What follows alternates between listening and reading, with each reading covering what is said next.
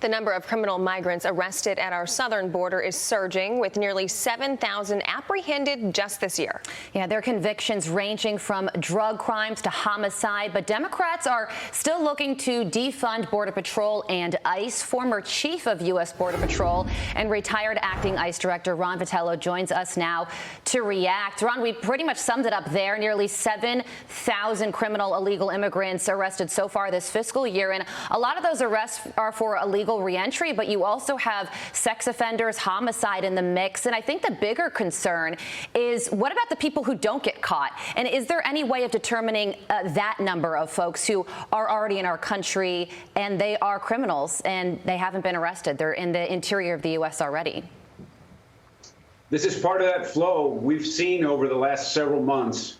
This surge at the border, and inside of that surge, you're always going to have these discrete threats where people with criminal convictions are being apprehended, thankfully, by CBP and the Border Patrol. But again, you're right to think about when 40% of the Border Patrol is distracted by giving comfort and care to people who are already in custody. What does that do to our border? That means that's 40% less patrol hours. That's 40% less personnel who are actually protecting the border. And so you always have these threats, and the agents and officers have these risks because there are always criminals in the mix. And so you have to look at what's going on in this pipeline. And so this surge has begun. It started in February, and it's still with us. And you're always going to have this problem with human trafficking. And the cartels are benefiting from this because people who come up to the border and who people are smuggled into the pipeline, they're controlled by smugglers and cartels. They're the ones that are getting over because of this surge at the border.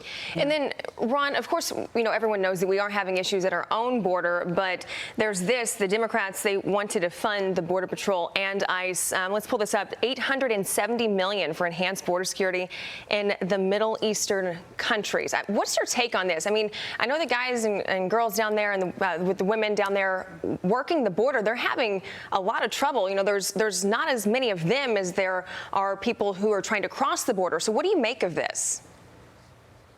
Yeah, I looked at that, plus 800 some million for the Middle East, borders in the Middle East, and minus 900 some million for CBP's activity. And again, more importantly, they're funding things that are ineffective as it relates to alternatives to detention, minus 900 million for Border Patrol. I don't see no new agents, no new officers, no new capability as it relates to the workforce. And so it bears watching. There's a little bit to go. This stuff has to get through the Senate, but they're sending a signal here. They're going to expedite processing, which means they're going to expedite people being released into the country. But in between the ports, no new agents, no new officers for ICE. And using alternatives to detention, in my experience, hasn't led to the removal of people who are ordered removed from judges here in the United States. And so it doesn't look good right now. Yeah, well, DHS Secretary Alejandro Mayorkas, he is headed back down to Guatemala, addressing the root causes of this illegal immigrant crisis. What do you make of the Biden administration's emphasis on addressing the root causes? Do you think that there could actually be something positive that comes from this, or is it just a big waste of time?